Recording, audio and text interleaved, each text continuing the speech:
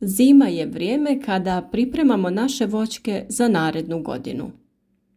Tu se podrazumijeva obrada tla, uništavanje korova, gnojidba, zaštita i orezivanje. Da bi naše biljke u narednoj godini imale velik broj kvalitetnih plodova, moramo uraditi sve ove radnje. U prvom redu tu je zaštita od bolesti i orezivanje. U prethodnim videima o breskvi i nektarinama pričali smo o uzročniku bolesti kovrčavosti lista, ali i o načinu kako se boriti protiv oboljenja. Sada je vrijeme da poduzmemo prvi korak. Ipak, prije nego se posvetimo zaštiti voćki, potrebno je izvršiti orezivanje da bi prorijedili krošnju i smanjili broj grana. Tada će i zaštita biti lakša, ali i rane koje nastaju orezivanjem biti će obuhvaćene tretmanom. Kada je u pitanju orezivanje nektarine i breskve, držati ćemo se uzgojnog oblika vaza gdje uklanjamo grane u unutrašnjosti krošnje, a one koje su usmjerene prema van ostavljamo. Budući da su voćke dosta bujne i ima puno mladih izdanaka, i vanjske izdanke ćemo prorijediti. Na ovaj način oslobađamo prostor u sredini voćke i ostavljamo protok zraka kada se krošnja popuni lisnom masom. Uz to omogućujemo osunčanost svih grana i plodova na njima. Samo na taj način možemo dobiti zdrave i kvalitetne plodove. Ako ne bi orezali voćke, broj cvjetnih pupova bi bio velik, pa bi i plodova bilo više, što bi dovelo do stvaranja većeg broja manjih plodova. Svakog proljeća voćare, posebice amatere kojima voćarstvo nije primarno zanimanje, muči glavobolja kako se riješiti opake bolesti breskve koja se ogleda u izrazitoj deformaciji lista. Mnogi na okućnicama imaju po par sadnica breskve ili nektarine. Nije rijedak slučaj da vlasnici tih voćki imaju veliki problem sa opakom bolešću lista breskve koja se svake godine javlja u proljeće. Breskva lijepo prolista, zametne plodove, a onda se iznenada pojave neke fleke na listu koje vremenom bujaju. Na listu se stvaraju kao mjehuri, list se smežura i izgleda naboran. Mijenja boju i deformira se u većoj ili manjoj mjeri.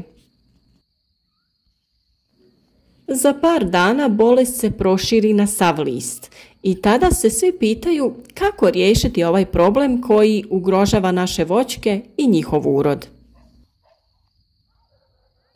Ova bolest svima predstavlja problem u proljeće, te se iznova traži rješenje, iako se zna na koji se način to rješava. Naravno, svi preskaču zimsku zaštitu voća. Svi oni koji imaju veće plantaže breskvi ili drugog voća nemaju ovaj problem, jer na vrijeme se pobrinu i zaštite biljke. No, da bi se borili sa ovom bolesti, moramo znati šta joj je uzrok. Naime, u pitanju je gljivično oboljenje Taphrina deformans. Spore gljivice prezime u kori voćke, na granama i grančicama i ispod pupoljaka. Ova informacija je važna i pomoći će za pravilno uništavanje ovog uzročnika bolesti. Optimalna temperatura za klijanje spora je oko 20 stepeni Celzijusa, s tim da klijavost počinje i na nižim temperaturama. A to su upravo proljetne temperature kakve najviše pogoduju razvoju ove gljivice. Infekcija nastaje u trenutku otvaranja lisnog pupa. Razvoj ove gljivice naglo usporava čim temperature narastu preko 26 stepeni Celzijusa, a prestaje se razvijati na temperaturama višim od 30 stepeni. To je razlog zašto se ova bolest javlja samo u proljeće i nema je kasnije tokom ljeta i toplih dana. Nakon jesenske ili zimske rezidbe voća uvijek uradimo tretman voćaka fungicidom na bazi bakra. Ovi preparati djeluju na gljivice koje se nalaze na kori drveta. Budući da nema lista, zimski period je najbolji za ovaj tretman. Tretman se radi fungicidom na bazi bakra, a najčešće se koristi plavo ili crveno ulje. Ovi preparati imaju trostruki učinak. Osim fungicidnog djelovanja, u sebi sadrže komponentu koja je ujedno insekticid i akaricid. Pored ovih preparata može se koristiti preparat koji je čisti fungicid i jedan je od najpoznatijih preparata na bazi bakra, a zove se Cupra Blau Z. U intenzivnom uzgoju preporučuje se još jedan tretman pred kraj zime. U voćarstvu je ta faza poznata kao faza mišjih ušiju. To je faza kada se pup otvara, odnosno kada se iz pupa pojavljuju lisni vršci. Ovisno o klimatskim uslovima, ta faza može potrajati vrlo kratko, ali i nekoliko dana. Ako je proljeće toplo, pup se brže otvara i faza otvaranja pupa traje kraće. Zbog toga treba reagirati na vrijeme. Uz ova dva tretmana naše biljke bi trebale biti zaštićene, ali nekada se bolest ipak pojavi. U tom slučaju bolest ne zahvati veći dio lista, već samo manju količinu. Tada je dovoljno ručno ukloniti zaraženo lišće.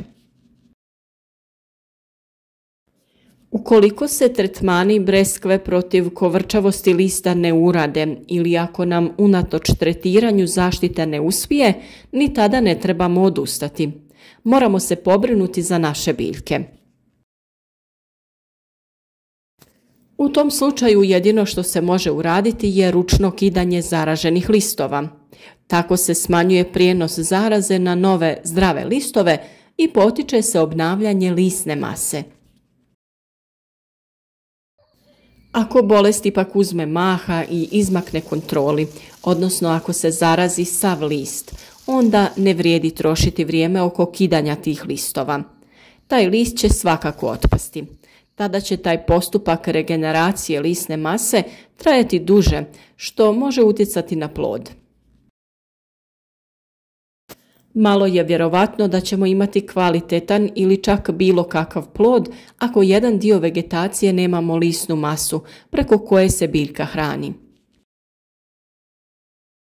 Također, plod je potrebno prorijediti. Inače, dobro oplođene breskve treba prorijediti kako bi plod bio krupniji. Upravo kod pojave kovrčavosti lista breskve, plod dodatno treba prorijediti kako bi se biljka lakše regenerirala i kako bi se lakše vratila u život. Isto tako trebamo potaći rast nove zelene mase. To se postiže prehranom dušičnim kan gnojivima. Kan je potrebno baciti odmah po pojavi kovrčavosti lista. Polovinom ili krajem 5. mjeseca doći će do viših temperatura zraka i razvoj tafrine deformans će usporiti, a potom i nestati. To će već biti pravo vrijeme da unijeti kan počne djelovati, što će potaknuti razvoj lisne mase, ali i ploda breskve. Nakon 10 do 15 dana ponovno treba baciti kan iz istih razloga.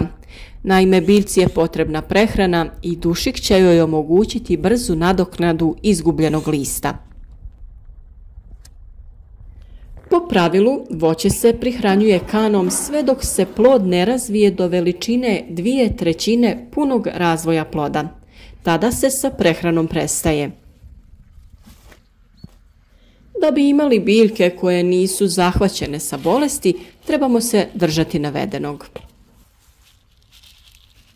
Tretiranjem pravim preparatima u pravo vrijeme rodnost breskve je zajamčena. Dafrine deformans ili neće biti ili će je biti malo i kao takva neće utjecati na prinos i zdravlje breskve. U isto vrijeme dok orezujemo voćke i radimo zaštitu, dobro je i obogatiti tlo hranjivim tvarima potrebnim za razvoj i plodonošenje u narednoj godini. Za tu namjenu koristimo stajsko gnojivo u kombinaciji sa mineralnim hranjivima NPK formulacije 7-20-30 koje sadrži veću količinu fosfora i kalija. U nekom od narednih videa opisati ćemo detaljnije ovaj postupak, pa ostanite s nama. Kako bi na vrijeme obavljali sve radove u voćnjaku, zapratite naš kanal i s nama uzgajajte zdravo voće i povrće. Podijelite video sa prijateljima kako bi i oni iskoristili naše savjete koje svakodnevno dijelimo.